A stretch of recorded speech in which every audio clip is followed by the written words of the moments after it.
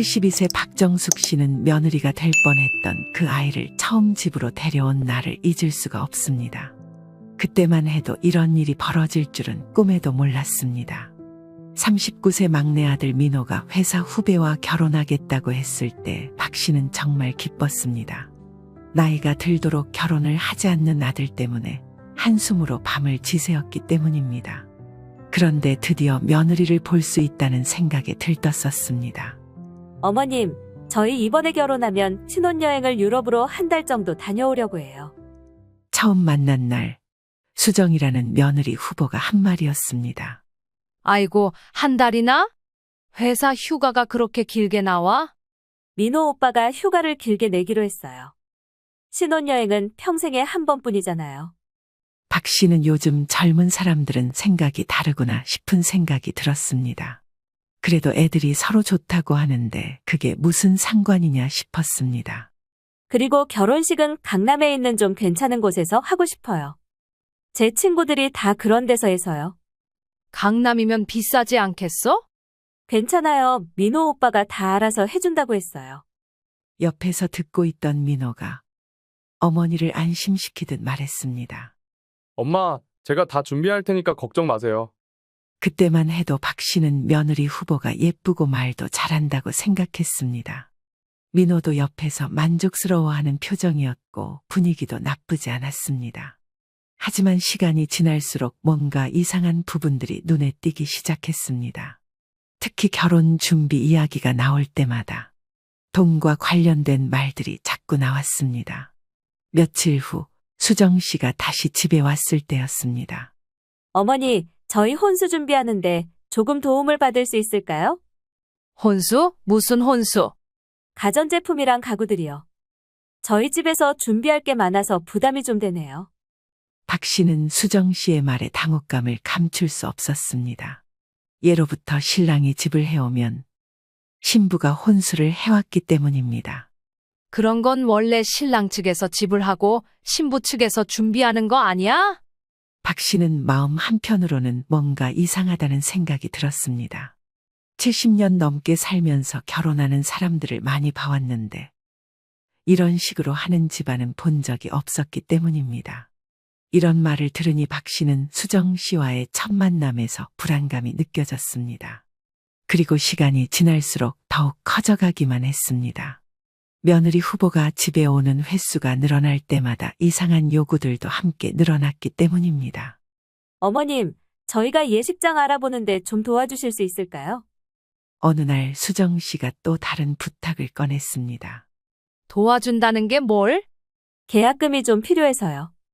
민호 오빠 통장 잔고가 좀 부족하더라고요. 박 씨는 깜짝 놀랐습니다. 민호는 20년 가까이 성실하게 일해온 아들이었기에 통장 잔고가 부족하다는 말이 이해가 가지 않았습니다. 민호가? 그럴 리가 없는데? 엄마, 아파트 대출금 때문에 여유가 없어요. 도와달라는 게 아니라 잠깐 빌려달라는 거예요. 민호가 수정 씨를 감싸며 설명했습니다. 하지만 박 씨는 뭔가 이상하다고 생각했습니다. 얼마나 필요한데? 500만 원 정도면 될 것 같아요. 나중에 결혼 축의금으로 다 갚을 수 있을 거예요. 박 씨는 수정 씨의 말에 할 말을 잃었습니다. 아직 결혼도 안 했는데 벌써 돈을 빌려달라는 것도 이상했고 축의금으로 갚겠다는 말도 뻔뻔하게 들렸습니다. 그날 저녁 수정 씨가 돌아간 후 박 씨는 큰아들 민수에게 전화를 걸었습니다. 민수야, 네 동생 여자친구가 좀 이상한 것 같아. 왜요? 무슨 일 있어요? 자꾸 돈 이야기를 하더라고. 오늘은 예식장 계약금 500만 원을 빌려달라더라. 에이, 그럴 리가요. 민호가 돈이 없을 턱이 없는데요. 박 씨는 큰아들에게 그동안 있었던 일들을 자세히 설명했습니다. 유럽 신혼여행 이야기부터 시작해서 강남 예식장, 혼수 부담 요구까지 말입니다.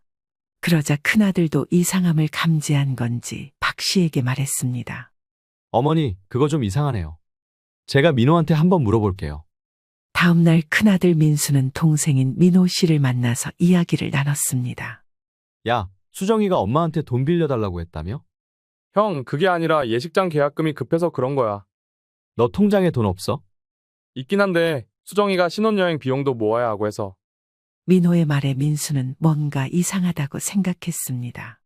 동생이 결혼 준비 때문에 스트레스를 많이 받는 것 같았기 때문입니다. 민호야, 혹시 수정이가 다른 요구도 했어? 다른 요구라니? 결혼 비용 분담이라든지 그런 거 말이야. 아, 그건 요즘 다 그렇게 해. 형도 결혼할 때 그랬잖아. 야, 나는 안 그랬어. 처가 쪽에서 혼수는 모든 걸 다 준비해줬다고. 민호는 형의 말에 당황한 표정을 지었습니다. 수정 씨가 말한 것과 다른 이야기였기 때문입니다. 한편 박 씨는 혼자 생각할 시간이 많아졌습니다. 며느리 후보의 행동들을 하나하나 떠올려 보니 의심스러운 부분들이 더더욱 많았습니다. 처음 만났을 때부터 돈과 관련된 이야기만 계속 나왔습니다. 사랑하는 사람과 결혼한다면서 왜 돈 이야기만 하는지 이해가 가지 않았습니다. 게다가 민호의 반응도 이상했습니다. 평소 알던 아들의 모습과는 달랐습니다. 수정 씨 앞에서는 꼼짝도 못하고 무슨 말을 해도 그녀 편만 들었습니다. 사랑해서 그렇다고 생각했지만 등골이 오싹한 게 불안하기만 했습니다. 잊으려고 해도 박 씨의 불안감은 쉽게 가라앉지 않았습니다. 70년 넘게 살면서 쌓인 경험과 직감이 계속 경고음을 울리고 있었기 때문입니다. 그러던 중 결정적인 순간이 다가왔습니다. 바로 수정 씨 부모님을 만나는 상견례 날이었습니다. 엄마, 다음 주 토요일에 수정이 부모님이랑 만나기로 했어요. 어디서? 저희 집에서 하면 어때요? 수정이 부모님도 그러고 싶다고 하시고. 박 씨는 며느리 후보의 부모님들이 어떤 분들일지 궁금했습니다. 드디어 상견례 날이 되었습니다. 박 씨는 새벽부터 일어나서 음식 준비에 바빴습니다. 수정 씨 부모님을 처음 만나는 자리였기에 평소보다 정성스러운 마음으로 식사 준비를 했습니다. 그런데 막상 마주하게 된 그 사람들은 박 씨가 상상도 못했던 말들을 서슴없이 내뱉었습니다. 그때서야 박 씨는 이 가족이 어떤 사람들인지 깨달을 수 있었습니다. 가족이 되는 게 아닌 돈을 받아내려는 사람들이라는 걸 말입니다. 민호야, 몇 시에 오신다고 했지? 12시에 오신다고 했어요. 수정이랑 같이 오실 거예요. 박 씨는 갈비찜부터 시작해서 여러 가지 반찬들을 차렸습니다. 며느리가 될 아이의 부모님을 만나는 건 처음이라 긴장도 되고 설레기도 했습니다. 정확히 12시에 초인종이 울렸습니다. 민호가 현관문을 열자 수정 씨와 함께 부부가 들어왔습니다. 수정 씨의 부모님은 문을 열고 들어오며 처음 뵙겠습니다 하고 인사했습니다. 어서 오세요. 오시느라 고생 많으셨어요. 인사를 나누고 거실에 앉아서 대화를 시작했습니다. 처음에는 일반적인 안부 인사들이 오갔습니다. 수정 씨의 부모님과의 분위기도 나쁘지 않았기에 박 씨는 마음을 놓기 시작했습니다. 그런데 식사를 시작하자마자 수정 씨 아버지가 갑자기 충격적인 말을 꺼냈습니다. 이번 결혼 비용은 어떻게 나눌까요? 그 순간 박 씨는 수저를 든 손이 멈췄습니다. 밥을 먹으면서 갑자기 돈 이야기를 하다니 귀를 의심했습니다. 결혼 비용이요? 예식장이랑 스드메, 베베 금식, 신혼여행비까지 해서 한 5천만 원 정도 나올 것 같은데요. 절반씩 부담하면 어떨까 해서요. 박 씨는 입이 떡 벌어졌습니다. 이런 이야기를 상견례 자리에서 직접적으로 꺼내는 사람들을 본 것은 처음이었습니다. 그런 이야기는 미리 아이들끼리 상의했어야 하는 것 아닌가요?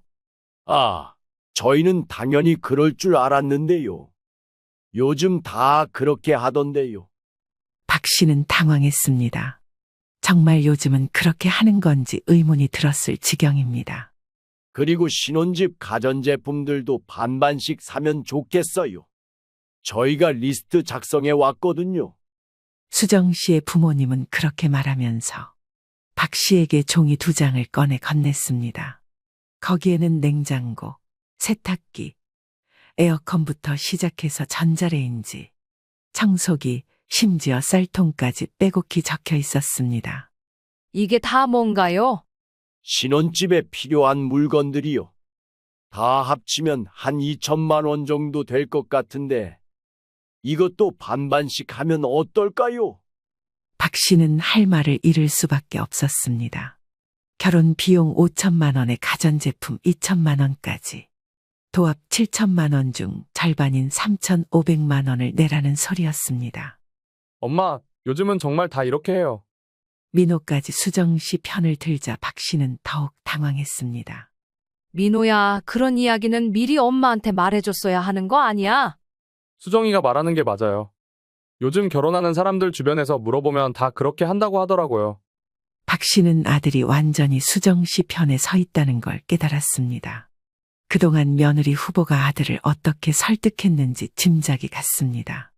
저희는 딸 하나뿐이라 아껴서 키웠어요. 그러니까 혼수도 넉넉하게 준비해 주시고 결혼식도 체면 있게 치러주셨으면 좋겠어요. 체면 있게요?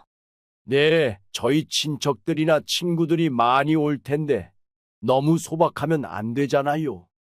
강남에서 하기로 한 것도 그런 이유예요. 박 씨는 점점 숨이 막혔습니다. 마치 자신들이 뭔가 특별한 호의를 베푸는 것처럼 말하는 게 이해가 가지 않았습니다. 그리고 결혼 날짜를 좀 앞당기고 싶은데요. 올해 가을쯤으로요. 심지어 결혼 날짜를 당기고 싶다는 말에 박 씨는 당혹스러운 얼굴을 했습니다. 가을이면 당장 몇 달 남지도 않았는데요? 저희가 내년 봄에 사업적으로 중요한 스케줄이 있어서요. 그 전에 해치워 버리고 싶어요. 박 씨는 해치워버린다고 표현하는 것에 기가 막혔습니다. 결혼이 그렇게 해치우고 말고 할 정도의 작은 행사인가 싶었습니다. 결혼은 급하게 하는 게 아니라고 생각하는데요. 준비할 것도 많고. 뭘 그렇게 오래 준비해요? 돈만 있으면 다 되는 거 아닌가요? 박 씨는 이 말을 듣자마자 이 가족이 어떤 사람들인지 확실히 알 것 같았습니다. 그때 수정 씨가 조용히 말했습니다. 저는 결혼을 좀 더 늦췄으면 해요. 수정 씨의 말에 거실 분위기가 이상해졌습니다. 부모들은 빨리 하자고 하는데 당사자인 수정 씨는 늦추자고 말하니 말입니다. 수정아, 갑자기 왜 그래? 아까까지 잘 얘기하고 있었잖아. 생각할 시간이 좀 더 필요해요. 박 씨는 수정 씨의 표정을 유심히 봤습니다. 자세히 보니 이런 상황 자체를 불편해하는 것 같았습니다. 박 씨는 수정 씨의 얼굴을 보며 어쩌면 이 모든 게 수정 씨 본인의 생각이 아니라 부모들의 강요였을 수도 있다는 생각이 들었습니다. 상견례가 끝나고 수정 씨 가족이 돌아간 후 집안은 순식간에 전쟁터가 되었습니다. 박 씨는 아직도 믿어지지 않는다는 표정이었고 민호는 어머니의 반응에 당황해하고 있었습니다. 민호야, 이게 도대체 무슨 일이야? 엄마, 왜 그러세요? 뭐가 문제예요? 뭐가 문제냐고? 결혼 비용을 계산적으로 반반 내자는 게 문제가 아니야? 엄마, 요즘은 정말 다 그래요. 수정이도 그렇고 수정이 부모님도 그렇고 다들 당연하다고 생각하시는 걸로요. 박 씨는 아들이 완전히 수정 씨 편에 서 있다는 걸 다시 한번 확인했습니다. 박 씨가 평소 알던 아들의 모습과는 너무 달랐습니다. 너 정말 3,500만 원을 낼 생각이야? 그게 뭐 그렇게 큰 돈인가요? 저도 벌고 있는데. 큰 돈이 아니라고? 너 혼자 벌어서 그 돈 마련할 수 있어? 엄마가 도와주시면 되잖아요. 박 씨는 아들의 말에 기가 막혔습니다. 처음부터 박 씨의 돈을 쓸 생각이었던 것입니다. 나한테 왜 그런 돈을 요구해? 요구가 아니라 도움을 받는 거죠. 형이 결혼할 때도 엄마가 도와주셨잖아요. 형은 그런 식으로 안 했어. 신부 측에서 혼수는 모든 걸 다 준비해줬다고. 그때랑 지금이랑은 다르다니까요. 박 씨는 더 이상 대화가 되지 않는다고 판단하고 큰아들 민수에게 전화를 걸었습니다. 민수야, 급하니까 지금 당장 와라. 무슨 일이에요? 와서 내 동생 좀 말려라. 정신이 나갔어. 1시간 후 민수가 급하게 집에 왔습니다. 박 씨는 상견례에서 있었던 일을 처음부터 끝까지 자세히 설명했습니다. 민호야, 그게 정말이야? 형, 엄마가 너무 과장해서 말씀하시는 것 같은데. 과장이 아니라 사실대로 말해봐. 수정이 부모님이 정말 그런 말씀을 하셨어? 그냥 결혼 비용 얘기를 한 거야. 요즘은 다 그렇게 해. 야, 나 결혼할 때는 안 그랬어. 형수네서 모든 걸 다 준비해줬다고. 형은 운이 좋았던 거고. 민수는 동생의 말에 어이가 없었습니다. 상식적으로 이해가 가지 않는 상황이었기 때문입니다. 민호야, 혹시 수정이가 다른 남자랑도 이런 식으로 했을 가능성은 생각해 봤어? 무슨 소리를 하는 거야? 수정이는 그런 사람이 아니야. 그러게 말이야. 보통 사람이라면 그런 식으로 하지 않아. 엄마, 수정이를 너무 나쁘게 생각하지 마세요. 박 씨는 아들이 수정 씨에게 완전히 홀린 것 같다고 생각했습니다. 평소 똑똑하던 아들이 이렇게 판단력을 잃을 줄은 몰랐습니다. 그때 민호의 휴대폰이 울렸습니다. 수정 씨에게서 온 전화였습니다. 여보세요, 수정아. 오빠, 우리 부모님이 너무 심했던 것 같아요. 죄송해요. 아니야, 괜찮아. 우리 엄마가 이해를 못 하시는 것 같아. 오빠, 저도 사실 부담스러워요. 부모님이 너무 서두르시는 것 같고, 박 씨와 큰아들 민수는 민호의 통화 내용을 귀담아 들었습니다. 수정 씨가 뭔가 미안해하는 것 같았습니다. 수정아, 우리 만나서 얘기하자. 네, 그럴게요. 전화를 끊고 민호가 말했습니다. 수정이도 미안해해요. 부모님이 너무 성급하게 말씀하신 것 같다고. 그래? 그럼 수정이 본인 생각은 어떤데? 좀 더 천천히 하고 싶어 해요. 박 씨는 이 말을 듣고 조금 희망이 생기는 느낌을 받았습니다. 적어도 박 씨는 수정 씨 본인은 자신의 부모들과 생각이 다를 수도 있겠다는 생각이 들었습니다. 민호야, 그럼 수정이랑 만나서 정확히 얘기해 봐. 정말 수정이 본인 생각인지 부모님 생각인지 확실히 하고. 알겠어, 형. 민호야, 결혼은 평생을 함께 살 사람을 정하는 거야. 돈 때문에 결혼하는 게 아니라고. 알아요, 엄마. 하지만 박 씨는 아직도 불안했습니다. 아들이 진짜로 이해했는지 확신이 서지 않았습니다. 그날 밤 박 씨는 잠을 이루지 못했습니다. 상견례에서 있었던 일들이 계속 머릿속을 맴돌았습니다. 특히 수정 씨 부모들의 태도가 너무 충격적이었습니다. 결혼을 해치워버린다고 표현하고 돈만 있으면 다 된다고 생각하는 사람들과 사돈을 맺는다는 게 상상이 되지 않았습니다. 박 씨는 다음 날 아침 민수에게 다시 전화를 걸었습니다. 민수야, 내 동생 일이 너무 걱정돼. 엄마, 민호도 어른인데 알아서 판단하겠죠. 그게 아니라 수정이한테 완전히 휘둘리고 있어. 평소 민호 같지가 않아. 그럼 제가 민호랑 한번 더 얘기해 볼게요. 박 씨는 큰아들의 말에 조금 안심했습니다. 민호는 박 씨의 말을 듣지 않는 상황이었기에 걱정이 많이 되었기 때문입니다. 그런데 큰아들 민수도 이야기해보겠다고 하니 조금 안심되는 것 같았습니다. 민수는 박 씨와의 약속대로 며칠 후 민호를 따로 만났습니다.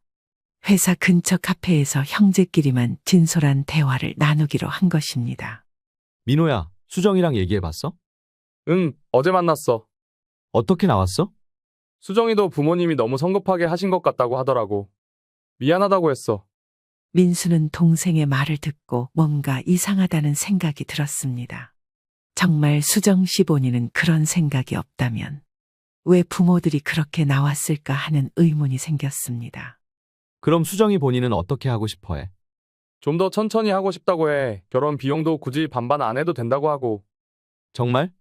물론이지, 나도 수정이 말 듣고 안심했어. 하지만 민수는 여전히 의심스러웠습니다. 그래서 동생 모르게 수정 씨에 대해 알아보기로 결심했습니다. 이틀 후 민수는 평소 알고 지내던 회사 선배 이 과장에게 연락했습니다. 이 과장은 여러 회사를 거치면서 인맥이 넓은 사람이었습니다. 이 분야 자체가 그렇게 넓은 편이 아니었기에 몇 번만 거치면 알 수 있을 것 같아 연락했습니다. 과장님, 혹시 김수정이라는 사람 아세요? 김수정? 어느 회사? 동생이 다니는 회사 후배라고 하는데 34살이고 결혼 얘기가 나와서요. 아, 잠깐만, 김수정? 혹시 그 사람 키가 좀 크고 얼굴이 하얀 편이야? 네, 맞는 것 같은데요. 민수야, 그 사람 조심해야 할 것 같은데. 민수는 이 과장의 말에 깜짝 놀랐습니다. 왜요? 뭔가 문제가 있나요? 내가 아는 후배가 작년에 그 사람 때문에 고생했어. 결혼 얘기하다가 안 좋은 일이 있었거든. 안 좋은 일이요? 결혼 비용을 반반 내자고 하고 가전제품도 반반 사자고 하고 심지어 혼수까지 남자 측에서 준비하라고 했다더라고. 민수는 이 과장의 말에 소름이 돋았습니다. 지금 동생이 겪고 있는 상황과 똑같았기 때문입니다. 그래서 어떻게 됐어요? 다행히 그 후배가 정신 차리고 헤어졌지. 알고 보니까 그 집안이 원래 그런 식으로 하는 집이더라고. 그런 식이라니요? 딸을 시집 보내면서 돈을 받아내는 거야. 요즘 젊은 남자들이 결혼하기 어려우니까 그걸 이용하는 거지. 이 과장의 말에 민수는 충격을 받았습니다. 설마 했던 일이 현실로 드러난 것입니다.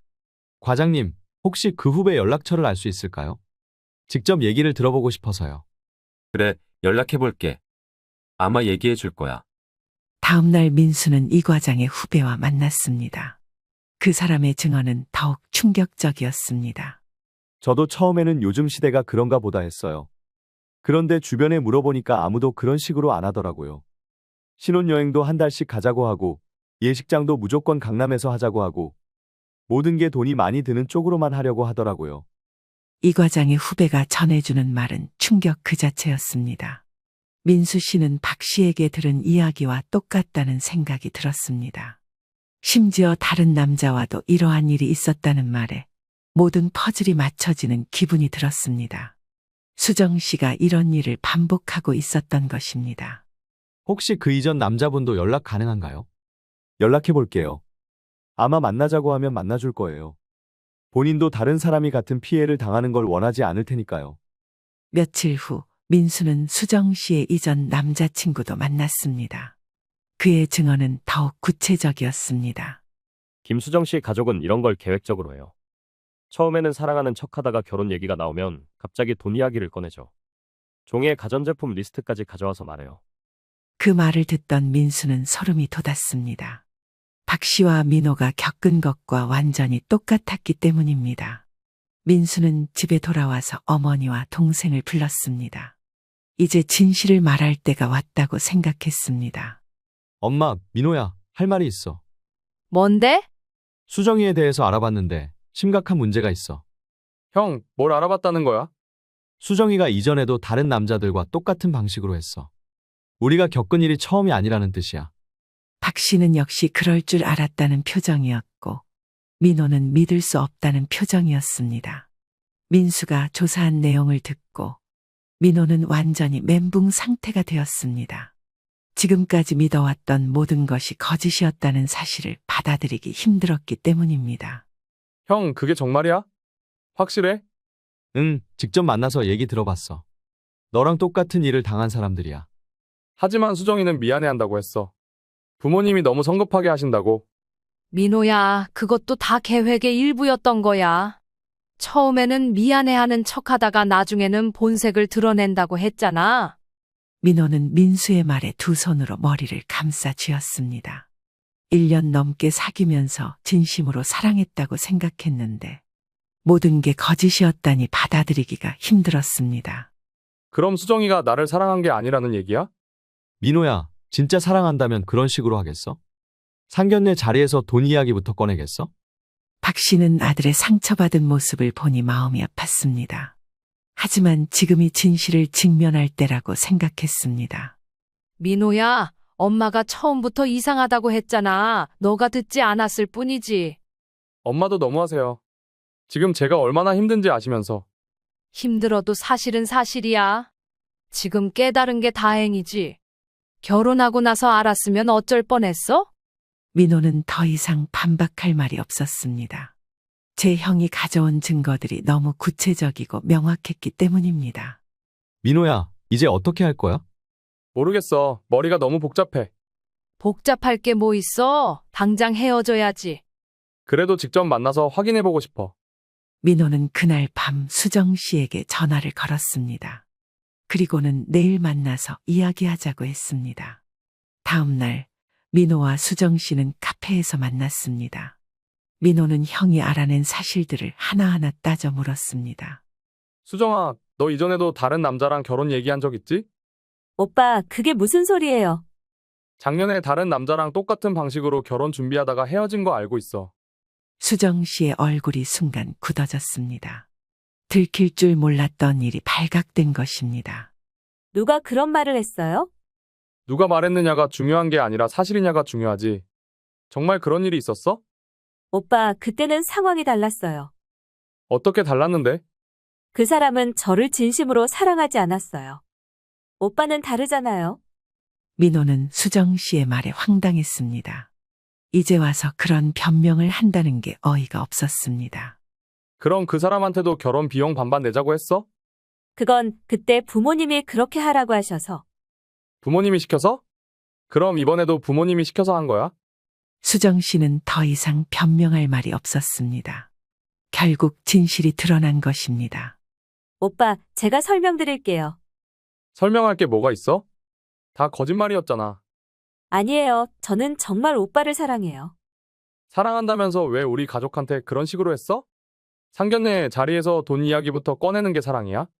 수정 씨는 울기 시작했습니다. 하지만 민호의 마음은 이미 돌아선 상태였습니다. 수정아, 우리 이제 그만하자. 오빠, 제발 한 번만 더 기회를 주세요. 기회를 줘도 달라질 게 없을 것 같아. 너희 가족은 애초에 결혼을 돈으로만 생각하잖아. 아니에요. 저는 다르다고요. 다르다면 처음부터 그런 식으로 하지 말았어야지. 민호 씨는 눈물을 흘리는 수정 씨를 뒤로 한 채 자리에서 일어났습니다. 더 이상 이야기할 게 없다고 생각했기 때문입니다. 수정아, 그동안 고마웠어. 이제 각자 갈 길 가자. 오빠, 진짜 이렇게 끝내실 거예요? 응, 끝이야.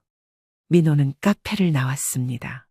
뒤에서 수정 씨가 부르는 소리가 들렸지만 돌아보지 않았습니다. 집에 돌아온 민호는 박 씨와 민수에게 결과를 알렸습니다. 엄마, 형 헤어졌어요. 잘했어. 그게 맞는 선택이야. 힘들었겠지만 잘 결정했어. 수정이가 인정하더라고요. 이전에도 그런 일이 있었다고. 역시 그랬구나. 엄마 직감이 맞았어. 죄송해요. 엄마, 제가 너무 어리석었어요. 괜찮아. 미리 알게 되어서 다행이지. 그날 이후 민호는 며칠 동안 많이 힘들어했습니다. 1년 넘게 진심으로 사랑했다고 생각했던 사람이 사실은 자신을 이용했다는 것에 충격을 많이 받은 듯 했습니다. 박 씨는 아들을 위로하면서도 마음 한편으로는 다행이라고 생각했습니다. 만약 결혼을 했다면 평생 고생했을 테니 말입니다. 민호야, 세상에는 좋은 사람들이 더 많아. 진짜 좋은 사람을 만날 거야. 네, 엄마, 이제 정신 차렸어요. 민호는 그제서야 자신이 얼마나 위험한 상황에 있었는지 깨달았습니다. 민호와 수정 씨가 헤어진 지 일주일 후 예상치 못한 일이 벌어졌습니다. 수정 씨 아버지가 갑자기 박 씨에게 전화를 걸어온 것입니다. 저 수정이 아버지입니다. 아, 네, 무슨 일이시죠? 우리 애들이 헤어졌다고 들었는데 이게 무슨 일인가요? 박 씨는 갑작스러운 전화에 당황했습니다. 수정 씨 측에서 먼저 연락을 올 줄은 몰랐습니다. 그게 서로 생각이 다른 것 같아서 그렇게 된 것 같은데요. 어머님, 저희가 뭘 잘못했는지 모르겠어요. 혹시 상견례 때 무슨 말씀을 잘못 드렸나요? 아니요, 그런 건 아니고. 그럼 왜 갑자기 헤어지자고 하는 건가요? 우리 수정이가 얼마나 상처받았는지 아세요? 박 씨는 수정 씨 아버지의 뻔뻔스러운 태도에 기가 막혔습니다. 자신들이 무엇을 잘못했는지 정말 모르는 것 같았습니다. 말씀드리기 어려운데 민호가 결정한 일이라서요. 어머님이 민호 군을 부추긴 거 아닌가요? 분명히 어머님이 반대하셨을 거예요. 제가 부추긴 게 아니라 민호가 스스로 판단한 거예요. 그럼 우리가 뭘 잘못했다는 건가요? 상견례 때 예의에 어긋나는 행동을 했나요? 박 씨는 자신들의 행동이 얼마나 문제였는지 전혀 모르고 있는 이 상황이 답답하기만 했습니다. 결혼 비용을 반반 내자고 하신 것부터가 그게 뭐가 문제예요? 요즘은 다 그렇게 해요. 어머님이 너무 옛날 생각에 사로잡혀 계신 거 아닌가요? 이때 옆에서 조용히 지켜보고 있던 큰아들 민수가 어머니 옆에 있다가 전화를 바꿔 받았습니다. 안녕하세요. 민호 형입니다. 안녕하세요. 그럼 이 일을 어떻게 해결하면 좋을까요? 해결할 게 없을 것 같은데요. 이미 끝난 일이니까요. 혹시 저희에 대해서 무슨 오해를 하고 계신 건 아닌가요? 오해가 아니라 사실을 알게 된 거죠.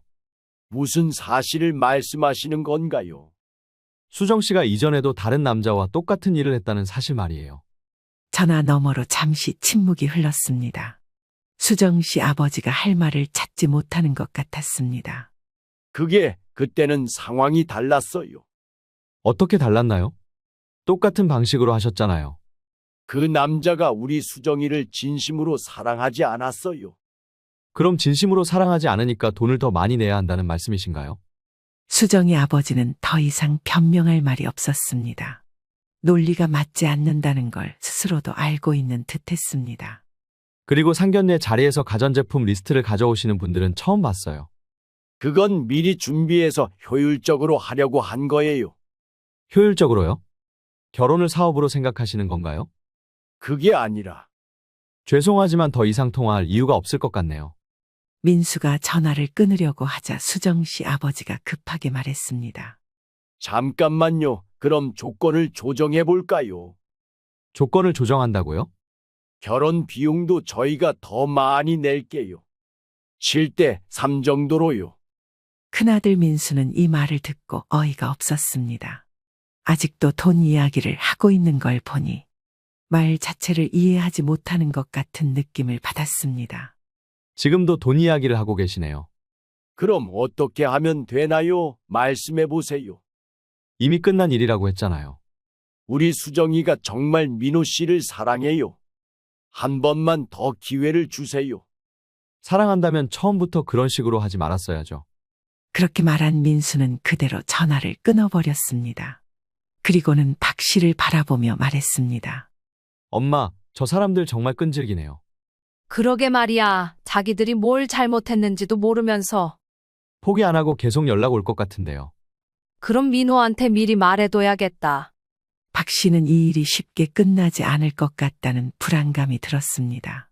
수정 씨 가족의 끈질긴 연락은 한 달 정도 더 계속되었습니다. 하지만 박 씨 가족은 단호하게 거절했고 결국 그들도 포기할 수밖에 없었습니다. 전화가 왔다는 걸 민수로부터 전해들은 민호는 그 일이 있고 나서 한동안 연애에 대해 생각하고 싶지 않다고 했습니다. 사랑하는 사람에게 받은 상처가 그만큼 깊었기 때문입니다. 엄마, 저 당분간 결혼 생각 안 할래요. 그래, 그게 좋겠다. 충분히 마음의 상처를 치유하고 나서 생각해도 늦지 않아. 제가 너무 어리석었어요. 엄마 말씀을 진작 들었어야 했는데. 그런 일을 겪어봐야 사람을 제대로 볼 수 있게 되는 거야. 6개월이 지난 어느 날, 민호가 회사에서 새로운 사람을 만났습니다. 이번에는 다른 부서에서 일하는 31세 여성이었습니다. 엄마, 좋은 사람을 만났어요. 그래? 어떤 사람인데? 이번에는 정말 다른 것 같아요. 돈 이야기는 전혀 안 하고 정말 저 자체를 좋아하는 것 같아요. 박 씨는 아들의 밝아진 표정을 보니 안심이 되었습니다. 그럼 언제 한번 데려와봐. 다음 주에 데리고 올게요. 아들의 밝은 얼굴에 기분 좋은 한편 걱정되는 부분도 있었습니다. 그런데 이번에 집에 데리고 온 지연이라는 아이는 처음 만났을 때부터 다른 느낌이었습니다. 안녕하세요, 어머님. 민호 오빠가 어머님 이야기를 정말 많이 해주셔서 꼭 뵙고 싶었어요. 어머, 예쁘네. 민호가 좋은 사람 만났구나. 저야말로 좋은 분을 만나서 감사해요. 민호 오빠가 어머님을 정말 많이 생각하시더라고요. 대화를 나누면서 박 씨는 지연 씨가 수정 씨와는 완전히 다른 사람이라는 걸 느꼈습니다. 무엇보다 돈과 관련된 이야기는 전혀 나오지 않았습니다. 어머님, 저희가 결혼하게 된다면 제가 부족하지만 민호 오빠 잘 챙기고 어머님께도 효도하겠습니다. 아이고, 고마운 말이네. 그런 마음만 있으면 충분해. 그리고 저희 부모님도 어머님 뵙고 싶어 하세요. 언제 시간 되시면 인사드리러 오고 싶다고 하시더라고요. 박 씨는 지연의 말에서 진정성을 느꼈습니다. 자연스럽고 예의 바른 태도가 마음에 들었습니다. 3개월 후 지연의 부모님과 상견례를 했습니다. 예전에 했던 상견례와 비교하면 이번에는 정말 달랐습니다. 결혼 준비는 모두 할 테니 부담스러워 하지 말라고 연신 말하는 지연 씨의 부모님 모습에 마음이 편해지는 기분이 들었습니다. 박 씨는 이런 차이를 보며 수정 씨 가족이 얼마나 비상식적이었는지 새삼 깨달았습니다. 그렇게 시간이 흘러 결혼식은 정말 아름답게 치러졌습니다. 혼수 비용을 며느리 측에서 부담했고 박 씨는 그저 축복해주기만 하면 되었습니다. 민호야, 이번에는 정말 잘한 것 같아. 네, 엄마, 지연이는 정말 다른 것 같아요. 동생아, 축하해. 이번에야말로 진짜 좋은 사람 만났네. 고마워. 형이 도와주지 않았으면 큰일 날 뻔했어. 결혼 후 지연 씨는 정말 좋은 며느리가 되었습니다. 박 씨를 친어머니처럼 모셨고 시집살이라는 말이 무색할 정도로 가족들과 잘 지냈습니다. 어머님, 오늘 뭐 드시고 싶으세요? 제가 해드릴게요. 아이고, 고마워. 너가 하는 음식이 제일 맛있어. 어머님이 좋아하시니까 저도 기뻐요. 1년 후 지연이 임신 소식을 알렸을 때 박 씨는 정말 기뻤습니다. 어머님, 저희에게 아기가 생겼어요. 어머, 정말? 축하한다. 네, 어머님도 곧 할머니가 되세요. 아이고, 좋아라. 건강하게만 태어나라. 박 씨는 그때 생각했습니다.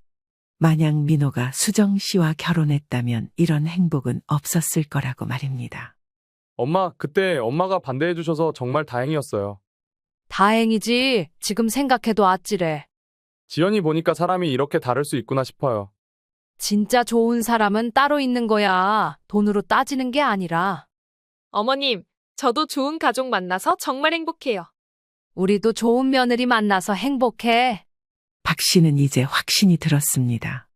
부모의 직감과 경험은 정말 중요하다는 걸 말입니다. 그리고 진정한 사랑은 돈으로 계산되는 게 아니라 서로를 위하는 마음에서 나온다는 것을 말입니다. 결혼은 두 사람만의 일이 아닙니다. 두 가족이 하나가 되는 일이었던 만큼 서로를 존중하고 배려하는 마음이 가장 중요합니다. 박 씨는 지금도 민호와 지연 부부가 행복하게 사는 모습을 보며 미소를 지었습니다. 안녕하세요. 저는 61살 박선미라고 합니다. 어느 날 제 인생을 통째로 뒤엎는 일을 겪었습니다. 그날 평생 헌신만 해오던 제 자신이 후회되더라고요. 그리고 그 시작은 남편의 짧은 한마디에서 비롯되었습니다. 오늘 이야기 끝까지 들어주시고 만약 여러분이라면 어떻게 하실지 아래 댓글에 의견을 나누어 주세요. 요즘엔 백수도 립스틱을 바르나 보지?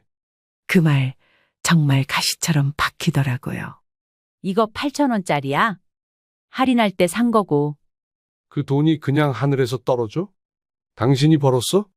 이게 뭔 대화인가 싶었어요. 립스틱 하나 샀다고 이런 말을 들어야 하다니.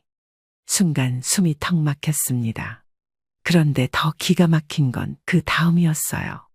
내가 밖에서 죽도록 벌어오는데 당신은 집에서 쇼핑이나 하고 부럽다. 진짜 부러워. 그 말이요. 그게 박살이었어요. 집에서 하루 종일 아무것도 안 하고 놀면서 남편 돈으로 사치나 부리는 여자로 만든 거죠. 저는 말없이 식탁에 앉았어요. 입맛도 없었고 밥이 코로 들어가는지 입으로 들어가는지도 모르겠더라고요. 그런데 남편은 그런 절 힐끔 보더니 또 그 특유의 소리를 냈어요.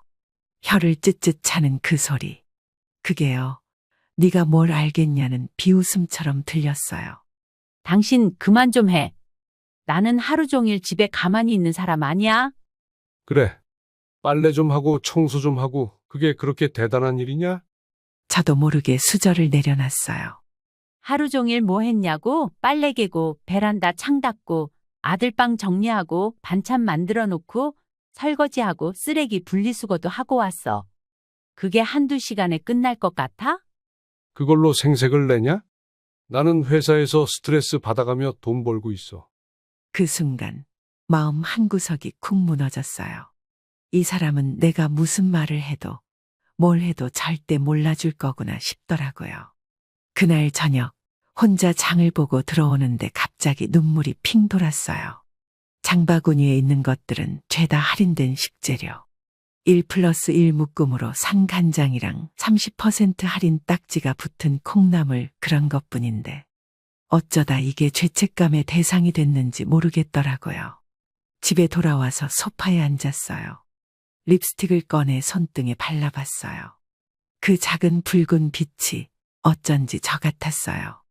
예전에는 이렇게 사소한 것 하나에도 기뻐하고 친구랑 웃고 카페에서 수다도 떨고 나도 그렇게 살았던 사람이었는데 그날 밤 남편은 아무렇지도 않게 말했어요. 내일 퇴근할 때 뭐 좀 사올 테니까 저녁은 간단하게 해. 응, 진짜 응밖에 안 나오더라고요. 근데 그 뒤에 또 한마디 덧붙이더라고요. 요즘은 치장하는 거 보니까 한가한가 봐. 그 말에 참았던 게 터졌어요. 그거 하나 샀다고 왜 이렇게 물고 늘어져? 당신은 옷 사고 시계 사고 다 하잖아. 난 8,000원짜리 립스틱도 눈치 봐야 돼? 그게 비교가 돼? 난 돈 벌잖아. 당신은 집에 있잖아. 그 말을 듣는데 순간 숨이 멎는 줄 알았어요. 이 사람은 나를 사람으로도 안 보고 있었던 거예요. 다음 날 아침, 저는 일부러 남편보다 늦게 일어났어요. 일부러요. 매일 새벽같이 일어나 아침 차리고 도시락 싸고 그랬는데 더는 안 하고 싶었어요.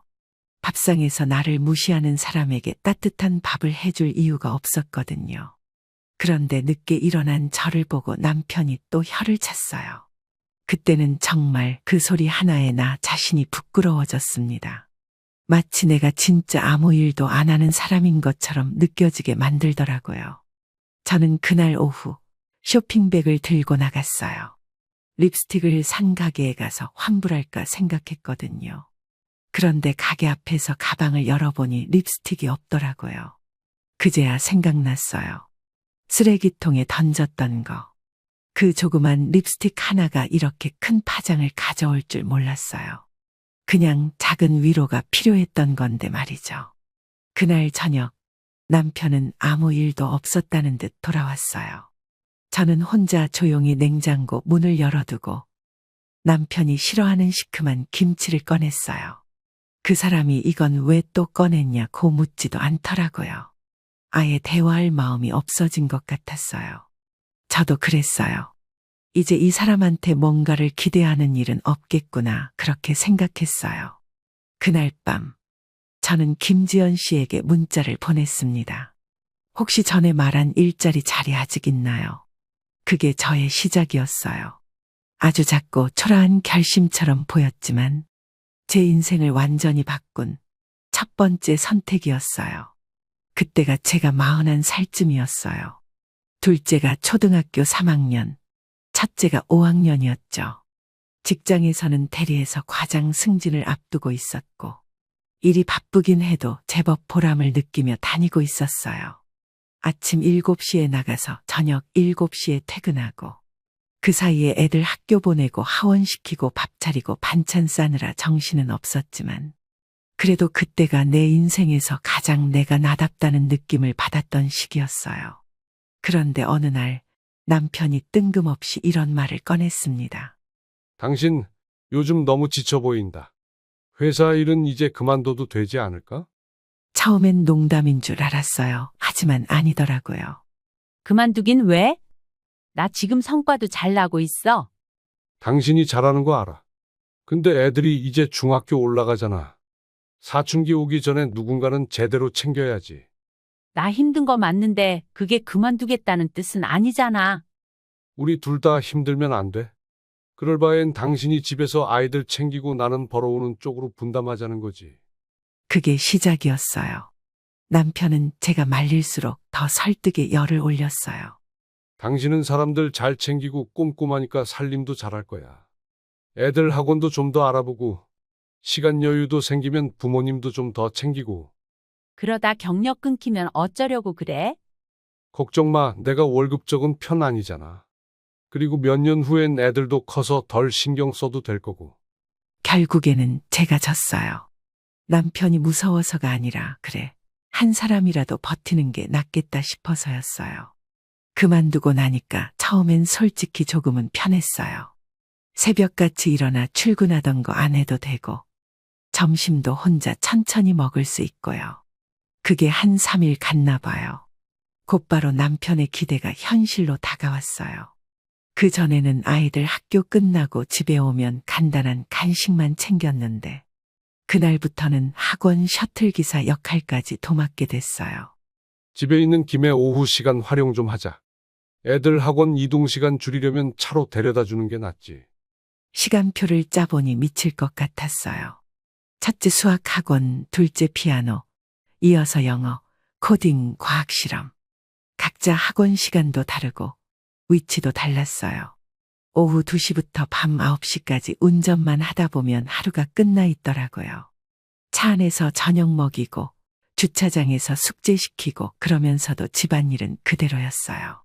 저녁 늦게 남편이 들어오면 꼭 한마디 했죠. 집에서 하루 종일 뭐 했길래 반찬이 똑같아? 그 반찬 오늘 만든 거야. 애들 태우고 다니느라 정신없었어. 그건 어제도 했잖아. 좀 색다르게 못해? 진심으로 물어보는 게 아니라 당신은 집에 있으니까 시간 많잖아라는 비꼬는 뉘앙스였어요. 그럴 때마다 내가 정말 왜 그만뒀지 싶더라고요. 그렇게 3개월쯤 지나니까 제 하루 일정이 사라졌어요. 과장이라는 타이틀도, 사무실에서의 작은 존재감도. 하루는 친구가 전화해서 회사 근처에 왔다고 커피 한 잔 하자길래 나 이제 회사 안 다녀. 그만뒀어.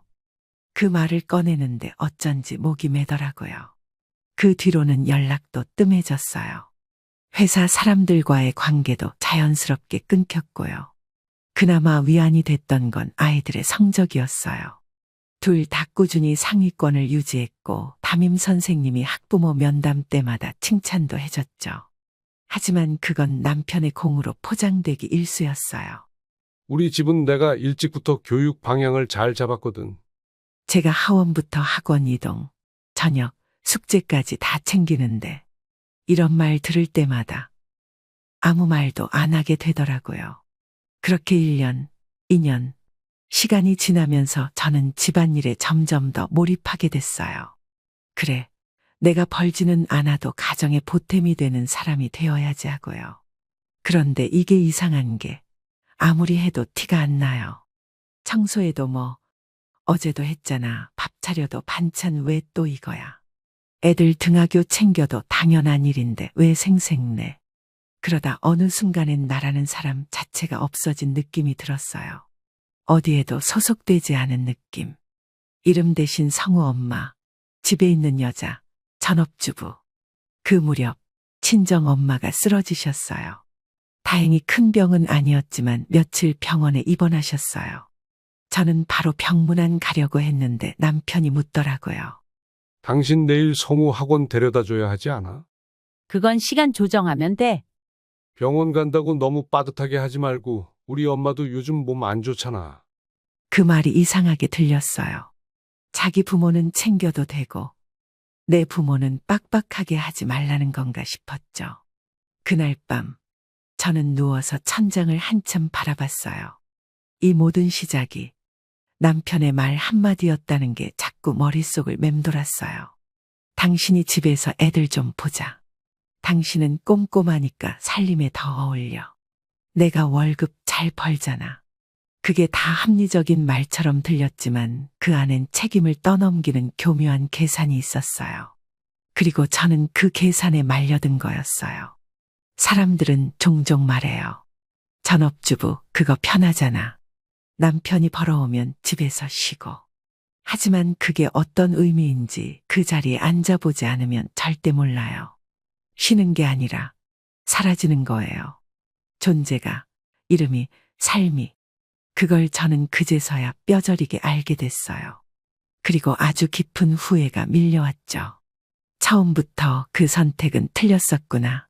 그때는 정말 하루가 어떻게 가는지도 몰랐어요. 아침 6시에 일어나서 아들 도시락 싸고 세탁기 돌리고 베란다 청소하고 아이들 보내고 나면 10시가 훌쩍 넘었죠. 그 다음엔 바로 반찬 만들고 오후엔 학원 스케줄대로 운전해서 아이들 데려다주고 돌아오면 빨래 널고 숙제 봐주고 다시 저녁 준비, 그게 저의 일상이었어요. 그런데요, 남편은 늘 이렇게 말했어요. 집에서 하루 종일 뭐 했길래 그렇게 피곤해? 그 말 들을 때마다 진짜 억장이 무너졌어요. 아니, 진짜 물어보는 게 아니라는 걸 알겠더라고요. 그냥 비꼬는 말이었어요. 며칠 전이었어요. 시어머니가 병원 진료가 있다고 하셔서 아침부터 반찬 하다 말고 급히 옷을 갈아입었죠. 어머니, 시간 맞춰 가려면 지금 나가셔야 해요. 아이고, 너 아니면 내가 어떻게 가냐. 네 형님네도 일 바쁘다 하고 내 남편도 회사 핑계대고. 솔직히 서운했어요. 형님들 셋이나 있으면서 왜 늘 나 혼자만 시집 심부름을 도맡아야 하나 싶더라고요. 하지만 누구 하나 그걸 이상하다고 생각하지 않았어요. 당신은 집에 있으니까 그 정도는 해줘야지. 그 말이 너무 당연한 듯 들렸어요. 그걸로 다 설명이 된다는 듯이요. 집에 있는 사람은 남는 시간 많은 사람, 뭘 시켜도 되는 사람. 이 공식이 우리 집, 아니 시댁 전체의 기본값이 돼 있었어요. 어느 날은요, 병원 갔다가 아이 학교 픽업 시간에 딱 맞춰 돌아오느라 점심도 거르고 운전만 하다시피 했어요. 그런데 남편이 퇴근하자마자 저녁상에 앉아서 하는 말이 이거였어요. 오늘 반찬도 어제랑 똑같네. 요즘 너무 루즈하게 사는 거 아니야? 그 말 듣는데 손에 들고 있던 수저가 부들부들 떨렸어요. 나 오늘 어머니 병원 다녀왔어. 반찬도 새로 한 거야. 콩나물국도 끓였고. 그게 새로 한 거라고. 어쨌든 당신은 하루 종일 시간 많잖아. 시간 많잖아. 이 말이 제 인생을 통째로 부정하는 말 같았어요. 집에서 하는 일은 일이 아니라는 거죠. 내가 한 건 일이 아니라 시간 낭비. 점점 제가 더 완벽해지려고 애썼어요. 남편 말처럼 그래. 난 집에 있으니까 더 잘해야지 싶었죠. 그런데 그게 문제였어요. 스스로 자신을 점점 혹사하게 되더라고요. 청소도 하루 2번 하고 빨래는 손빨래로도 해보고 김치까지 직접 담그고 반찬도 4-5가지씩 만들고 그렇게 하고 나서야 이제 좀 사람 구실한 건가 싶었어요. 하지만 남편은 그런 거 몰랐어요. 아니, 알려고 하지 않았죠. 어느 날은 제가 너무 지쳐서 저녁밥 대신 찬밥에 물 말아서 김치만 꺼냈어요. 남편은 식탁을 보더니 밥상이 이게 뭐야? 당신 하루 종일 뭐 했길래 이렇게 허술해? 대청소했어? 하루 종일 쉬지도 않고 일했어. 그건 당신이 알아서 한 거잖아. 내가 하라고 한 것도 아니고. 그 말이 제게는 네가 원해서 했지. 내가 시킨 거 아니야로 들렸어요. 맞는 말이긴 하죠. 아무도 저더러 일하라고 하지 않았어요. 하지만 아무도 고맙다고도 하지 않았어요. 그러다 하루는 정말 쓰러질 뻔했어요. 일은 아침부터 분리수거, 빨래, 화장실 청소, 병원 진료 동행, 마트 장보기, 저녁 준비까지 온몸이 땀으로 젖을 정도였어요. 그날따라 남편은 일찍 들어왔고 제가 방에서 옷 갈아입고 나오자 말했어요. 당신 얼굴이 왜 이렇게 퀭해? 혹시 낮잠이라도 잔 거야? 아니, 하루 종일 바빴어. 근데 이렇게 피곤해 보여? 뭐 그리 힘들다고. 아무 말도 못했어요. 이젠 무슨 말을 해도 안 통해요. 그 사람이 말하는 피곤은 회사에서 받은 스트레스. 제가 느끼는 피곤은 사라지는 자존감이었어요. 그날 밤 혼자 거실에서 청소기를 돌리다가 울었어요. 소리 안 나게, 청소기 소음에 묻히게. 왜 이렇게 살고 있나 싶었어요. 내가 진짜 무슨 죄를 지었나? 내가 뭐 그렇게 대단한 걸 바랬다고. 립스틱 하나 샀다고 눈치 보고 친정 엄마 병원 갔더니 시간 조절하라고 하고 시어머니 모시고 다닌 건 당연하게 여기고 그러면서 저한테 시간 많다, 빈둥댄다, 기생 같다 그런 식으로 말하더라고요. 어느 날 아들이 집에 와서 저를 슬쩍 보더니 말했어요. 엄마, 요즘 좀 힘들어 보여. 괜찮아? 괜찮아. 엄마는 늘 이렇게 살아왔으니까. 아빠는 엄마한테 좀 잘했으면 좋겠어. 엄마 너무 고생하는데. 그 말을 듣는데 갑자기 눈물이 났어요. 저도 모르게 아들 앞에서 울고 말았어요. 그 아이가 아무 말 없이 휴지를 가져다 줬고 그거 하나로도 위로가 됐어요. 남편은 평생 그런 말 한마디, 그런 눈빛 하나도 준 적 없거든요. 그날 밤 저는 거울을 봤어요. 정말 궁금했어요. 남편 눈에는 내가 어떤 모습일까? 빈둥대는 여자, 집에서 쇼핑이나 하는 사람, 기생처럼 붙어 사는 사람. 그게 내가 맞나? 그런 생각이 들고 나니 마음속 어딘가가 딱딱하게 굳어지기 시작했어요. 이대로는 안 되겠다. 진짜 안 되겠어. 그게 제 안에서 처음으로 움튼 반항이었어요. 그날은 오랜만에 가족이 다 같이 모인 주말이었어요. 둘째까지 큰아이 자취방을 따라 나가 있던 터라. 집이 늘 조용했는데 오랜만에 내 식구가 모이니 집안이 북적였죠. 저는 아침부터 장을 보고 들어와 국 끓이고 전 부치고 과일도 손질하고 분주하게 움직였어요. 이렇게 모이는 날이 드물다 보니 뭔가 정성껏 해주고 싶었거든요. 저는 정리를 마친 식탁을 보며 아이들에게 말했어요. 얘들아, 숟가락 좀 놔줄래? 네. 성우는 마지못해 일어났어요. 그런데 그 옆에서 조용히 있던 남편이 갑자기 말을 툭 뱉었어요. 당신 할 일을 왜 애들한테 시켜? 처음엔 잘못 들은 줄 알았어요. 정말 너무 황당한 말이었거든요. 애들한테 숟가락 좀 놓으라고 했다고 뭐가 문제라는 건지 도통 이해가 되지 않았어요. 식사 준비는 내가 했잖아. 숟가락 정도는 좀 같이 놔도 되는 거 아니야?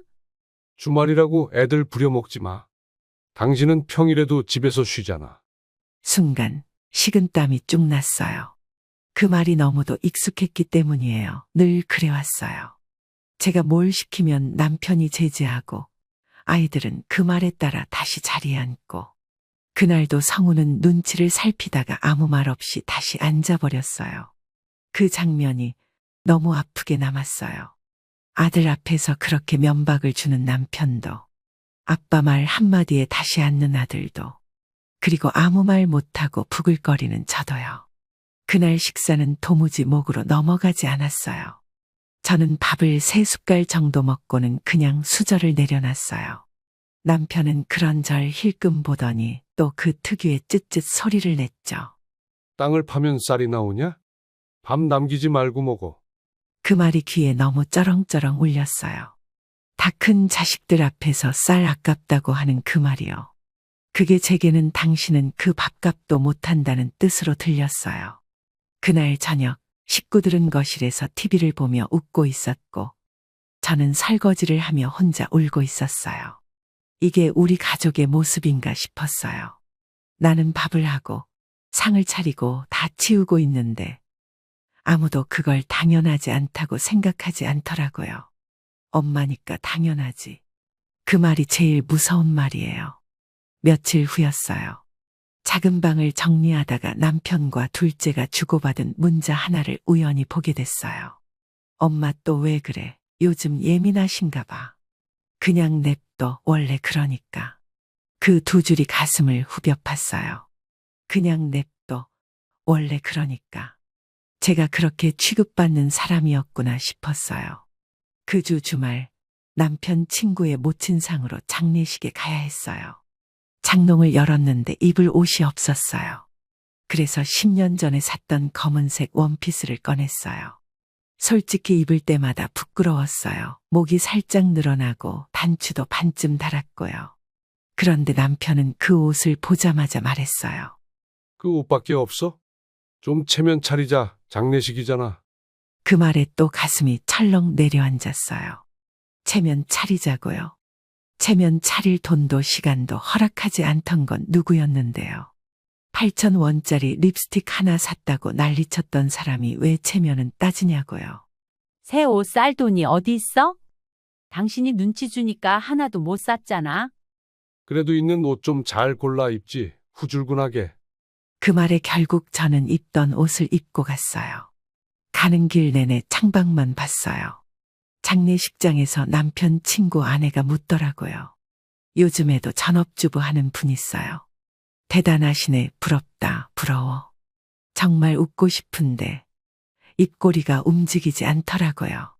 그날 저녁 집에 와서 남편이 말했어요. 오늘 당신 옷 좀 너무했어. 내가 다 민망하더라. 그 말을 듣는데 갑자기 숨이 턱 막히고 울컥했어요. 민망하다고요. 당신은 한 번이라도 내가 민망했던 순간들을 기억은 해요. 며칠 후 남편이 택배 하나를 들고 왔어요. 장례식 옷이 후질근하다길래 검은 티 하나 샀어. 그러고는 상자를 식탁에 툭 던지듯 놓았어요. 그리고 말했어요. 부럽다.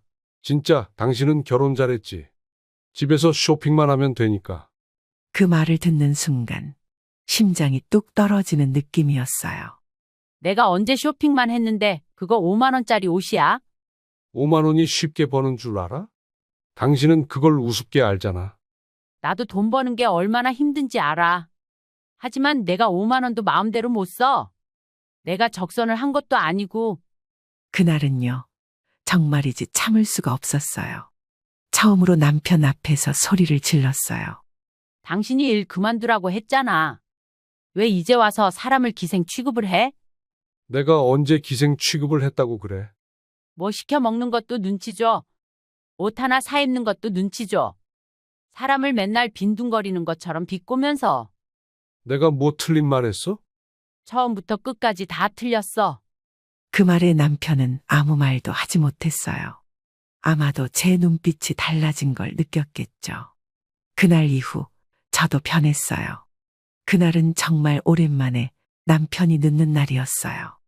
늘 칼같이 퇴근해서 저녁 6시 반이면 현관문을 열던 사람이었는데 그날따라 회식이 있다고 하더라고요.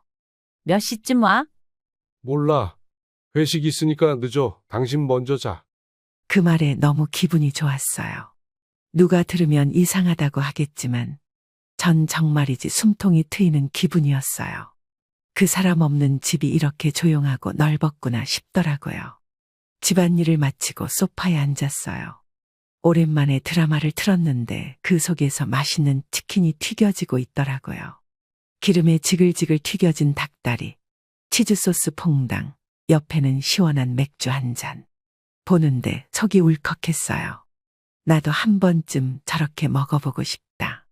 그 단순한 욕망이 그렇게 절절할 줄 몰랐어요. 그날 저녁밥은 혼자 대충 해결했어요. 찬밥에 물 말아서 김치 몇 점. 먹고 나서도 배가 허하더라고요. 허한 게 배 때문만은 아닌 것 같았어요. 그래서 결국 치킨을 검색하기 시작했어요. 배달 앱을 열고 후라이드 하나 클릭하고 맥주도 하나 추가하고 결제 직전 문득 멈칫했어요. 그 사람 얼굴이 떠오른 거예요. 치킨을 보고도 한숨 쉬던 그 얼굴, 혀를 차던 모습, 땅을 파면 치킨값 나오냐 던 목소리. 갑자기 손가락이 멈췄어요. 내가 왜 이걸 주문하면서 눈치를 봐야 해? 그 순간 진심으로 서러움이 몰려왔어요. 그래서 일부러 소리내서 말했어요. 이 정도도 못 먹고 살면 뭐하러 살아? 결제를 누르고 현관 앞에서 배달을 기다리는데 어찌나 두근거리던지요. 누가 들으면 연애하는 줄 알았겠어요. 치킨이 도착했어요. 혼자 소파에 앉아 맥주 한 잔 따르고 닭다리 하나를 베어 물었죠. 세상에 그렇게 맛있는 건 처음이었어요. 아, 나 이 맛을 왜 잊고 살았을까 싶더라고요. 사람이 배고파서가 아니라 마음이 헛헛해서 먹고 싶은 날이 있잖아요. 그날이 딱 그랬어요. 치킨이 아니라 위로였고 맥주는 슬픔을 씻는 물 같았어요.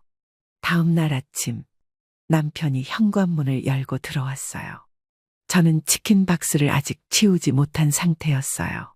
그 사람이 식탁을 힐끔 보더니 말없이 박스를 열어봤어요. 그러곤 혀를 찼어요. 다 먹지도 않을 걸 시켜? 땅을 파면 치킨값이 나와? 그 한마디에 저는 또다시 가슴이 턱 막혔어요. 아무리 생각해도 내가 무슨 잘못을 했나 싶었어요. 그냥 혼자 있는 날 치킨 하나 시켜 먹은 게 전부인데. 치킨 하나 시켜 먹은 게 그렇게 문제야? 당신은 일도 안 하면서 왜 이렇게 함부로 써? 내가 치킨도 못 시켜 먹는 사람이야? 내가 말 안 했냐? 알뜰하게 살자고. 그 순간 그동안에 억눌렸던 감정이 다 터졌어요. 나는 알뜰한 게 아니라 비굴하게 살고 있었던 거야. 당신 눈치 보느라 내가 나를 없애고 살았다고. 그래도 그건 좀 과장이지 않냐? 그런 말 입 밖에 내기 전에 당신은 내 하루가 어떤지 알아야 돼. 당신이 보는 거 그게 내 전부가 아니야. 그날 이후 저는 남은 치킨을 억지로 다 먹었어요. 두 끼에 나눠서 기름진 걸 싫어하면서도 꾹 참고 먹었어요. 왜냐고요? 그 사람이 먹지도 않을 걸 왜 시켰냐는 말이 떠올랐거든요. 남기면 낭비한 사람, 남기지 않으면 그래도 내가 내 뜻대로 했다는 위안이라도 있었어요. 며칠 후 마트에 갔다가 세일 중이던 립스틱을 봤어요. 또 멈칫했어요. 손이 갔지만 결국 내려놨어요. 하지만 그날 밤에 다시 생각이 났어요. 왜 내가 이걸 못 사? 내가 나를 위해 쓸 돈 하나도 없는 사람이야. 그때 처음으로 내가 돈을 벌어야겠다는 생각이 들었어요. 누구에게도 눈치 안 보고 립스틱 하나, 도시락 하나 맘 편히 살 수 있는 사람이 되고 싶다고요. 남편은 여전히 눈치 없는 말을 던졌어요. 밥상 차릴 시간에 인터넷 쇼핑이나 하고 있냐? 왜? 내가 뭘 하면 안 돼? 그냥 말한 거지. 왜 그렇게 예민해? 이제는 그 말에도 덜 흔들리게 되었어요. 서러움이 지나면 사람은 단단해지더라고요. 그날 밤 다시 배달 앱을 켰어요. 이번엔 치킨이 아니라 도시락. 한솥 도시락 하나에 사이다 하나. 혼자 먹는 한 끼지만 내가 선택한 한 끼라는 사실이 너무 좋았어요. 그게 시작이었어요.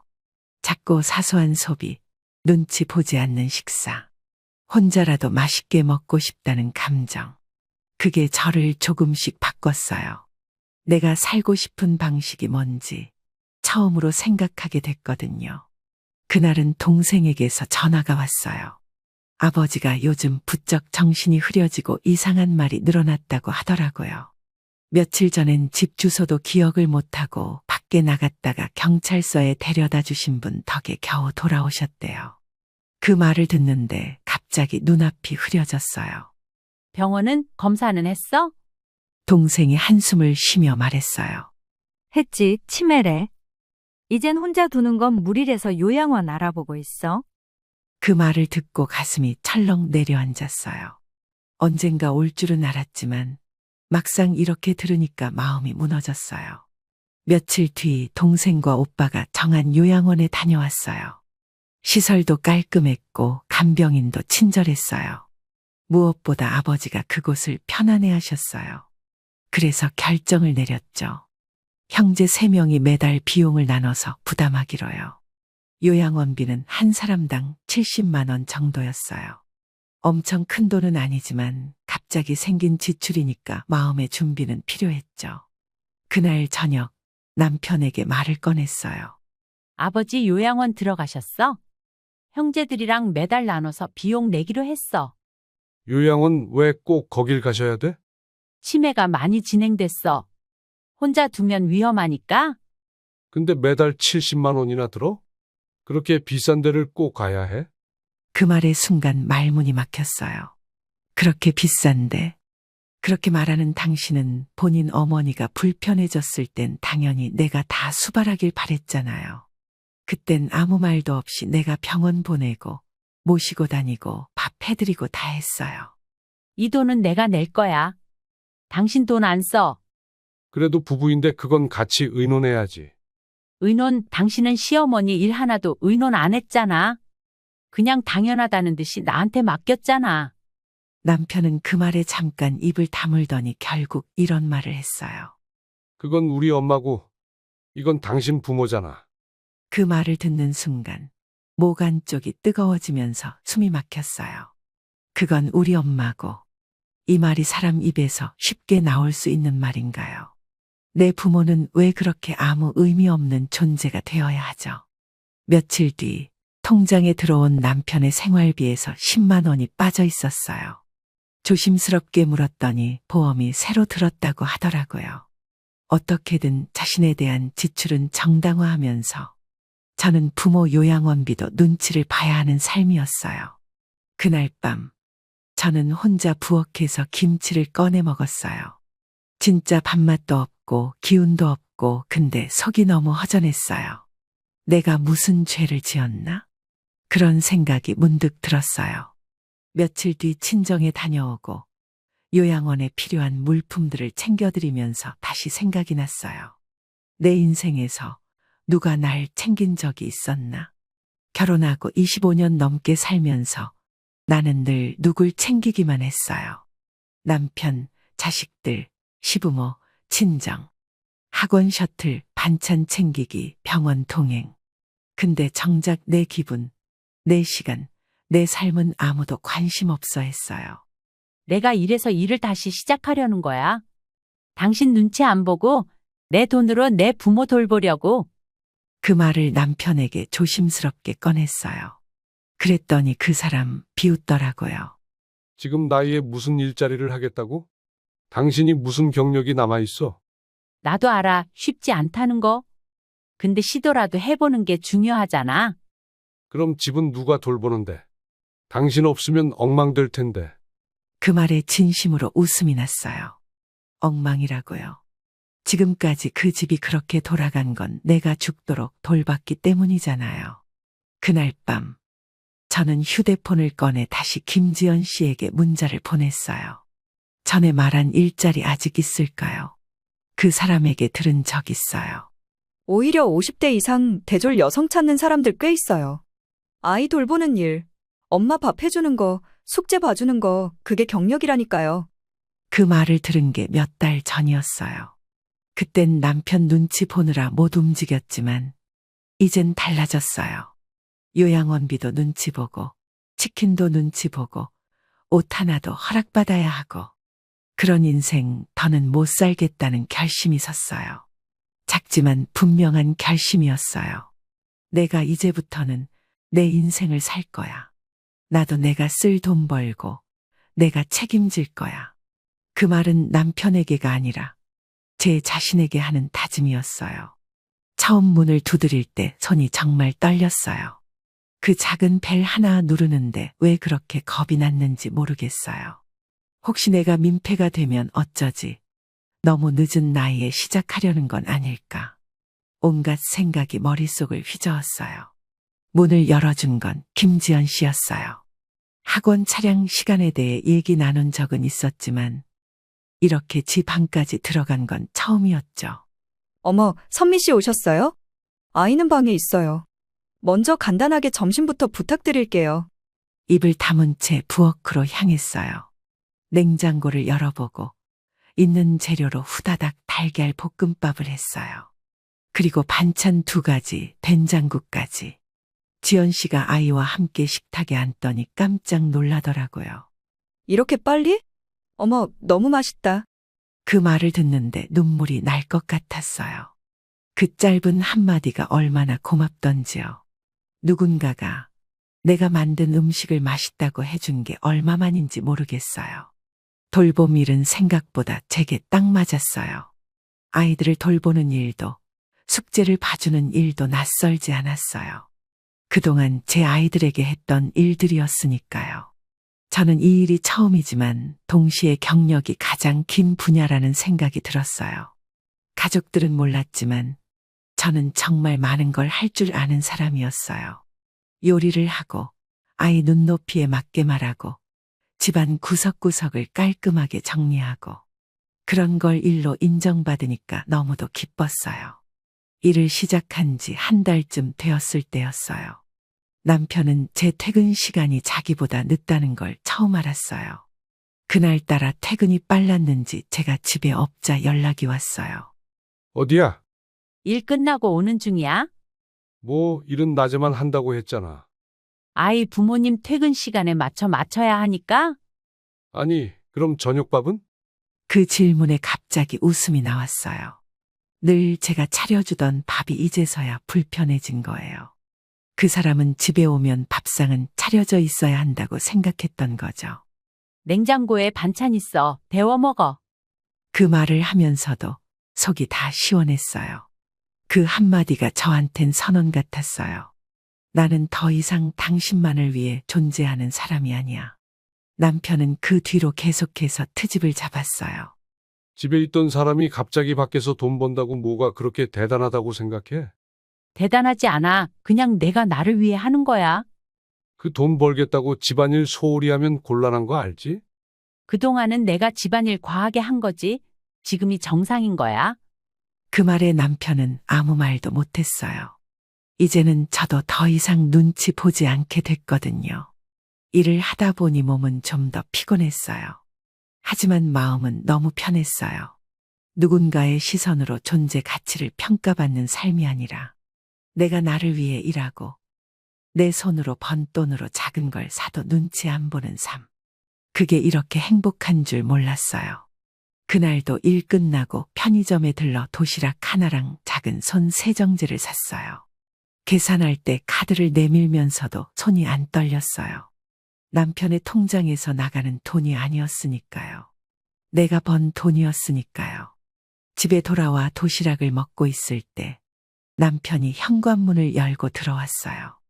식탁에 놓인 쓰레기 봉투를 보더니 말했어요. 이건 왜 안 버렸어? 저녁에 나갈 때 버릴 거야.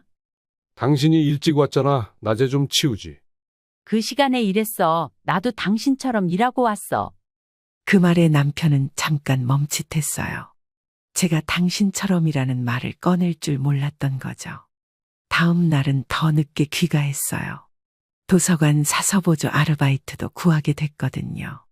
김지연 씨가 아이가 초등학교에 입학하면서 도움을 요청했고, 저는 오후에는 도서관에서 일하게 됐어요. 이제 당신은 밤마다 늦게 다니는 사람이야? 그런가 봐. 일하니까? 그럼 밥은 누가 해? 당신도 할 수 있잖아. 나도 당신처럼 일하는데 왜 나만 해야 돼? 이젠 그렇게 말할 수 있게 됐어요. 혼자서 벌 수 있고, 나 자신을 책임질 수 있는 사람이니까요. 그날 밤, 저는 처음으로 남편 없이 드라마를 보며 웃었어요. 예전엔 웃어도 죄책감이 들었어요. 내가 이렇게 여유 부려도 되나 싶었죠. 근데 지금은 아니에요. 나는 지금 내 삶을 살고 있어요. 사람답게요. 그날은 도서관 아르바이트 마치고 집에 돌아오는 길이었어요. 밤 9시가 조금 넘은 시간이었고 날씨는 아직도 쌀쌀했어요. 하지만 제 마음은 이상하게도 따뜻했어요. 하루 종일 움직이고 일하고 스스로 벌어들인 돈으로 저녁거리도 사고 집에 들어가면 할 일은 많지만 그래도 괜찮았어요. 현관문을 열었을 때 남편이 거실에 앉아 있었어요. 평소보다 불편한 표정으로 저를 쳐다보더니 묻더라고요. 이 시간까지 뭐 했어? 도서관 일하고 왔어. 집안 꼴 좀 봐. 이게 집이야. 집은 평소보다 조금 어질러져 있었어요. 아침에 급하게 나가느라 빨래는 세탁기에 있었고 식탁 위에 책 한 권이 놓여 있었죠. 청소는 내일 하면 되잖아. 당신이 이런데 신경 안 쓰면 누가 써? 당신까지 밖에 나가서 바쁘면 나는 어떻게 하라는 거야? 그 말에 머리가 띵했어요. 당신까지라는 말 속엔 여전히 나는 밖에서 일하고 당신은 집을 지켜야 한다는 뜻이 담겨 있었어요. 그럼 나보고 계속 집에만 있으라고? 당신 밥 챙기고 빨래하고 청소나 하면서? 그게 나쁜 거야? 그동안 그렇게 잘 해왔잖아. 잘해왔다고? 그건 내가 하고 싶어서 한 게 아니라 해야만 했으니까 한 거야. 그날 밤은 둘 다 말을 아꼈어요. 하지만 기류는 분명 달라졌어요. 남편은 더 이상 제가 예전처럼 조용히 고개 숙이고 있지 않다는 걸 알아챘을 거예요. 다음 날 아침 식탁에 앉아있는 남편이 한숨을 푹 쉬며 말했어요. 당신 요즘 왜 이렇게 달라졌어? 사람이 살다 보면 변할 수 있잖아. 당신은 예전이 훨씬 좋았어. 나는 지금이 훨씬 좋아. 그 말에 남편은 수저를 탁 놓고 말했어요. 이러다 이혼하자고 나오는 거 아니야? 그래, 이혼하자. 그 말은 예상보다 훨씬 쉽게 나왔어요. 기다리고 있었던 말인 것처럼. 남편은 순간 말을 잃었어요. 그리고는 말도 안 되는 표정으로 웃더라고요. 내가 그동안 당신을 어떻게 해줬는데? 내가 먹여주고 재워줬더니 이젠 배신이야? 그런 말은 그만해. 내가 뭐 해야? 당신이 나 키운 것도 아니고. 다시 생각해봐. 지금까지 살아온 세월이 있는데. 그동안 살아온 세월보다 앞으로 살아갈 날이 더 중요해. 난 지금부터 나답게 살고 싶어. 남편은 처음엔 화를 냈어요. 책상을 치고 소리를 높이고 막말도 섞였죠. 하지만 그럴수록 저는 더 냉정해졌어요. 나는 이제 당신 없어도 괜찮아. 내가 벌어 쓸 수 있고 내가 내 삶을 꾸릴 수 있어. 당신한테 더는 의존하지 않아. 그 말이 남편에겐 가장 큰 충격이었나 봐요. 지금까지 저를 올감했던 건 돈줄이었거든요. 그게 끊기면 저는 다시 기어들어올 줄 알았겠죠. 며칠 뒤 저는 짐을 싸기 시작했어요. 오래된 옷 몇 벌, 책 몇 권, 가족사진 몇 장. 아무리 이혼한다고 해도 다 손에 쥐고 갈 순 없었어요. 하지만 그 대신 제 마음에 새긴 결심 하나는 꼭 가지고 나가야 했어요. 그날도 남편은 말렸어요. 한 번만 다시 생각해. 네가 감정적으로 변해서 그런 거잖아. 나는 감정이 아니라 현실을 바꿔야겠다는 결심을 한 거야. 집을 나오던 날 현관문 앞에서 신발을 신는데 눈물이 났어요. 아쉽거나 미련이 있어서가 아니었어요. 이제야 나를 위한 삶을 시작한다는 그 벅참 때문에요. 그동안 고마웠어. 하지만 이제는 나를 위해 살게. 남편은 뒤에서 아무 말도 하지 않았어요. 그 사람도 뭔가 느꼈겠죠. 제가 더는 돌아오지 않을 거라는 걸. 며칠 후 이혼 서류를 들고 법원에 갔어요. 혼자였지만 하나도 두렵지 않았어요. 모든 절차를 차분하게 밟았고 주소도 새로 옮겼어요. 새로운 공간, 새로운 리듬, 새로운 나. 이제 당신 없어도 괜찮아요. 나는 나로 살아갈 수 있어요. 그동안 여자니까, 아내니까, 엄마니까 참아야 한다고 생각했어요. 하지만 아니었어요. 사람은 누구나 사람답게 살아야 해요. 그리고 저도 이제서야 그걸 알게 됐어요. 이혼하고 처음 맞은 아침은 이상하게 고요했어요. 시계 알람도 안 울렸는데 해가 얼굴을 들이미는 소리에 눈을 떴어요. 그날따라 공기까지 달라 보였어요. 익숙한 냄새도 없고 누구 밥 차릴 생각도 없고 심지어 오늘이 무슨 요일인지 잠깐 헷갈릴 정도였어요. 그런데요, 아무것도 하지 않아도 되는 그 시간이 그렇게 소중한 건 줄 몰랐어요. 평생을 남편 밥 시간, 자식 학교 시간, 시부모 병원 시간에 맞춰 살았던 사람이 이제야 내 시간에 맞춰 숨을 쉴 수 있었어요. 그날은 커피 한 잔을 내려서 조용히 베란다에 앉았어요. 햇볕을 쬐면서 처음으로, 진짜 처음으로 제 이름을 불러봤어요. 박선미, 이제 나로 살자. 일은 계속 다녔어요. 돌봄 일은 여전히 아침마다, 도서관 일은 주 3회로 조절해서 다녔어요. 힘들 때도 있었지만 그건 나를 위해 힘든 거라 오히려 기쁘더라고요. 김지연 씨가 어느 날 물었어요. 선미 씨 얼굴이 더 환해졌어요. 비결이 뭐예요? 사람답게 살기 시작했거든요. 그 말이 진심이었어요. 누구 눈치 보지 않고 나를 위해 뭔가를 할 수 있다는 게 얼마나 벅차고 소중한 건지 이제는 알겠더라고요. 혼자 산다는 건 외로운 일이기도 했어요. 특히 밤에 조용한 집안에 불을 켜고 들어설 때는 괜히 눈시울이 붉어지기도 했어요. 하지만 그 외로움이 두려워 다시 돌아가고 싶진 않았어요. 그 외로움 덕분에 내가 나를 안아주는 법을 배웠거든요. 집 안에는 작은 테이블 하나, 책장 하나, 좋아하는 찻잔 몇 개가 있었어요. 누구는 수수하다고 했지만 저는 제 공간이 너무 좋았어요.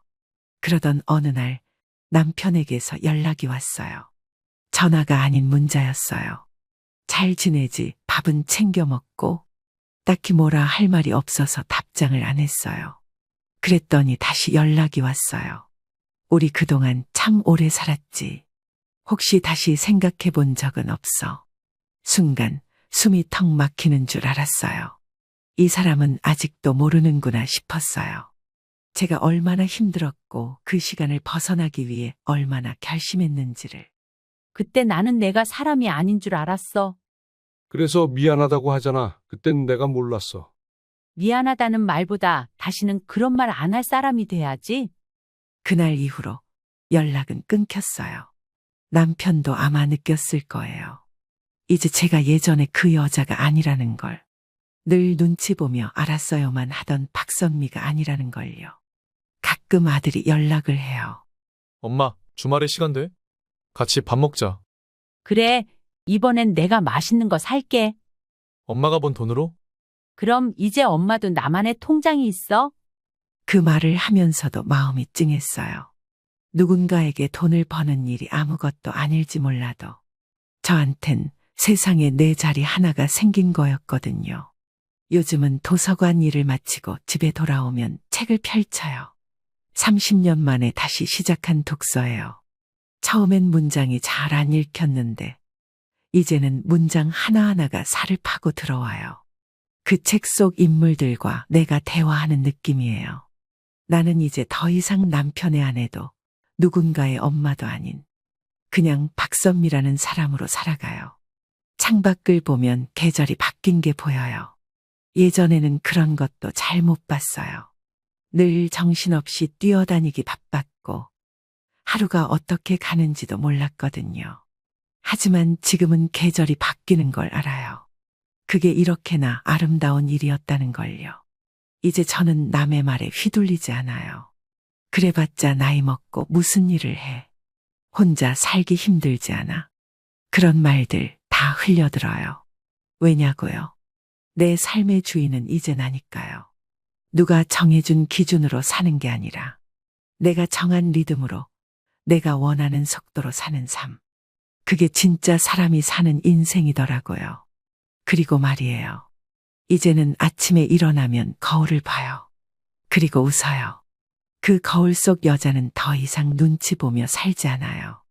박선미는 이제 자기 삶을 온전히 책임지는 사람이에요. 나는 더 이상 누구의 그늘도 아니에요. 나는 내 삶의 주인이에요. 그리고 정말 행복해요. 시청자 여러분, 이 이야기를 듣고 나서 어떤 생각이 드셨나요? 여러분들의 생각과 경험을 아래 댓글에 공유해 주세요.